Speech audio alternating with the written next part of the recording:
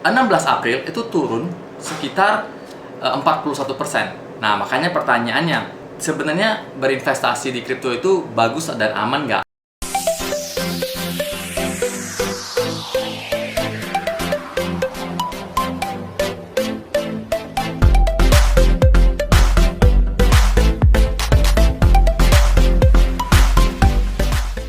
Hai guys, kembali bersama saya Sensen Chandra, founder dan CEO dari Ewan Accessories. Pada video kali ini kita akan membahas sebenarnya bagus nggak sih, aman nggak sih berinvestasi di kripto, apalagi kita menabung setiap bulan di sebuah koin. Oke, nah sedangkan kita lihat nih ya, masih banyak negara yang menentang kripto tersebut. Dan juga kalau kita lihat grafik tahun 2021, kripto tahun 2021, kita ambil patokannya Bitcoin. Biasanya saya mengambil Bitcoin itu sebagai indeksnya, sebagai patokannya untuk seluruh koin, untuk grafik seluruh koin. Nah, kalau kita lihat grafik chart Bitcoin tahun 2021, pada bulan November itu pernah mencapai puncak tertingginya, yaitu sekitar 1 miliar. Dalam bentuk rupiah itu sekitar 1 miliar atau 61.000 US dollar. Namun, tanggal 16 April itu turun sekitar 41%. Nah, makanya pertanyaannya, sebenarnya berinvestasi di kripto itu bagus dan aman nggak? Nah, kita akan bahas dari segi teknologi daripada kripto. Apa manfaat teknologi daripada kripto dan blockchain? Oke? Kripto dan teknologi blockchainnya itu merupakan teknologi yang akan mengubah masa depan. Kripto akan menjadi mata uang digital yang terdesentralisasi, yang bahasa sederhananya adalah tidak ada campur tangan atau tidak ada otoritas dan regulasi dari pemerintah atau lembaga keuangan. Jadi setiap orang bisa melakukan transaksi dengan kripto secara peer-to-peer tanpa melalui pihak ketiga, yaitu lembaga keuangan seperti bank. Jadi blockchain ini dan kriptografis ini, teknologinya itu akan mengubah masa depan, terutama di dunia keuangan, di bidang keuangan. Di mana teknologinya blockchain itu jauh lebih baik daripada teknologi perbankan saat ini. Nah, kita akan lihat 3 manfaat atau 3 kelebihan daripada blockchain ini dibandingkan dengan sistem perbankan atau teknologi perbankan yang ada pada saat ini.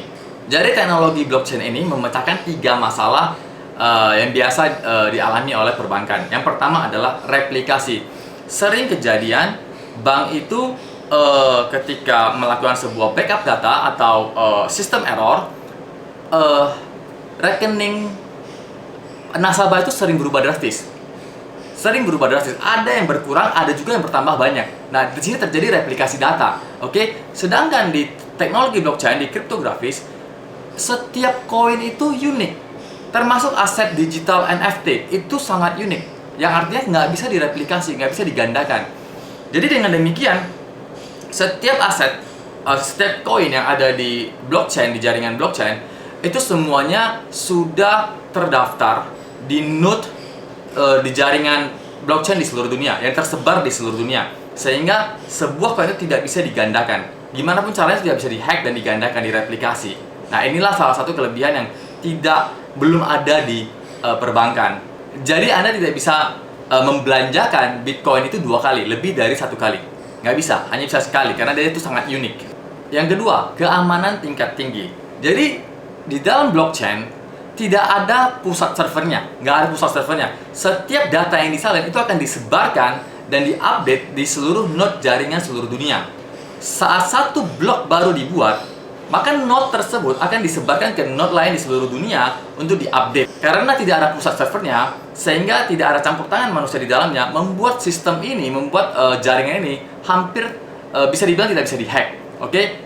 Kalau orang mau hack, itu pun juga memerlukan usaha yang sangat luar biasa, karena satu node itu berhubungan dengan puluhan ribuan node lainnya di seluruh dunia, dan itu hampir bisa dibilang hampir mustahil untuk dihack. Oke, makanya keamanan itu tingkat tinggi. Dan yang ketiga, desentralisasi, yang artinya bahasa sederhananya tidak ada otoritas dan regulasi dari lembaga keuangan seperti bank. Jadi setiap orang itu bisa melakukan transaksi kripto secara peer to peer, person to person, yang artinya saya bisa transfer kepada Anda dalam bentuk kripto itu tanpa harus melalui lembaga keuangan. Saya tinggal perlu kode transfernya Anda, dan saya akan transfer koin saya kepada Anda, dan itu dalam hitungan menit sudah nyampe kepada Anda dengan biaya yang sangat murah. Nah, ini yang belum bisa diterapkan oleh bank sentral, oleh lembaga keuangan. Jadi ini memberikan sebuah efisiensi dan kemurahan dalam bertransaksi secara online.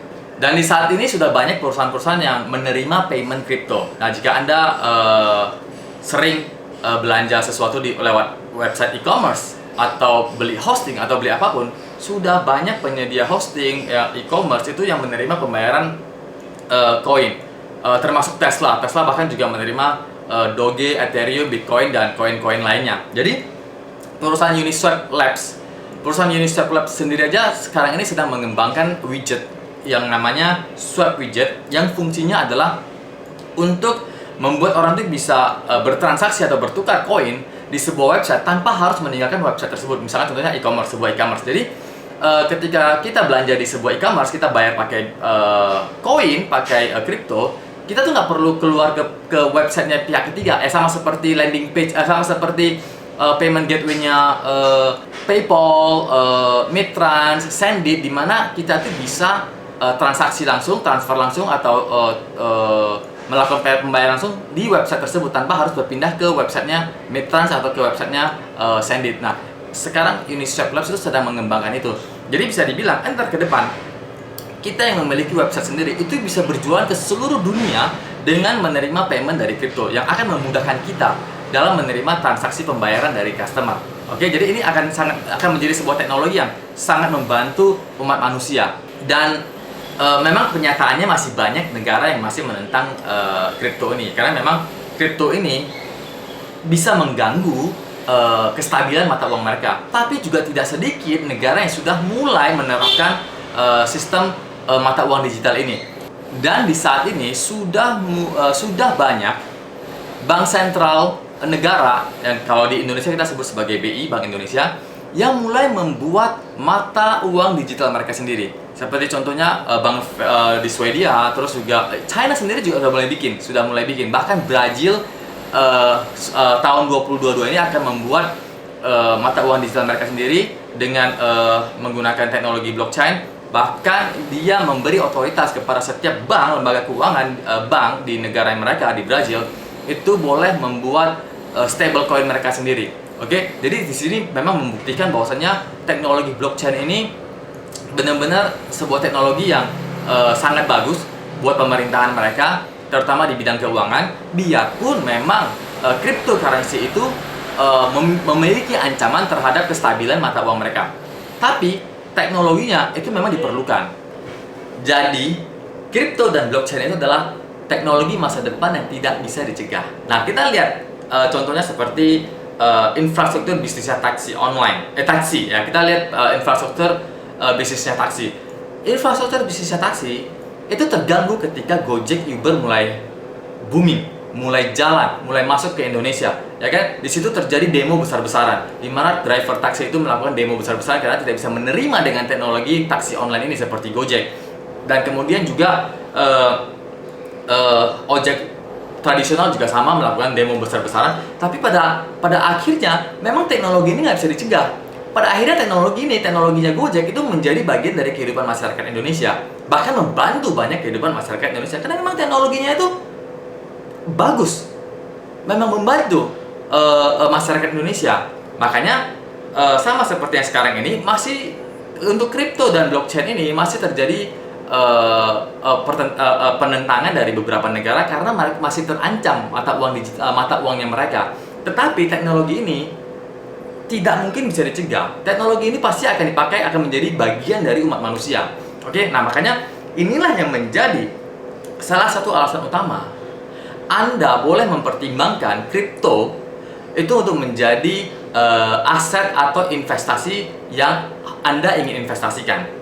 Oke, ini jadi alasan utama. Jadi alasan utama adalah teknologi kripto dan blockchain merupakan teknologi yang tidak bisa dicegah seperti Gojek yang akan menjadi bagian daripada umat manusia. Jadi Anda boleh mempertimbangkan apakah kripto itu bagus untuk diinvestasikan atau tidak. Oke, kalau menurut saya kripto adalah suatu teknologi masa depan yang sangat bagus untuk diinvestasikan.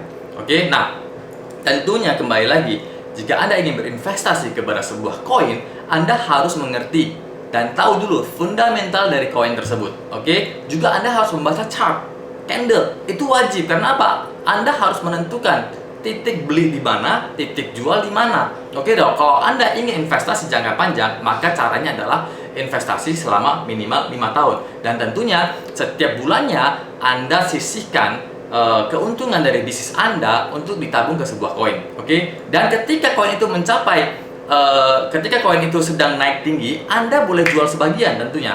Oke, kenapa? Setiap koin itu ketika dia naik tinggi, dia pasti akan turun lagi. Jadi Anda boleh menikmati keuntungan ketika dia naik tinggi. Jadi sifatnya investasi jangka panjang itu minimal 5 tahun. Setiap bulan sisihkan keuntungan untuk ditabung di sebuah koin. Ketika dia naik tinggi, boleh jual sebagian untuk menikmati keuntungannya. Terus setiap bulan tabung lagi. Nah, itu cara asik dalam menabung dalam sebuah koin. Oke? Di video saya yang sebelumnya, saya sudah menjelaskan kesalahan-kesalahan trader kripto pemula yang mengakibatkan mereka bangkrut, mereka rugi, yang padahal sebenarnya kripto ini bisa memberikan income tambahan yang cukup bagus kepada kita kalau kita mengerti. Oke, silakan lihat video kita yang sebelumnya tentang kesalahan trader kripto pemula. Dan terima kasih telah menyaksikan video ini sampai habis. Semoga bermanfaat bagi Anda. Jangan lupa untuk subscribe, like, komen, dan share, serta bunyikan lonceng supaya ketika kita upload video baru, Anda tidak ketinggalan. Terima kasih, salam sukses Indonesiaku.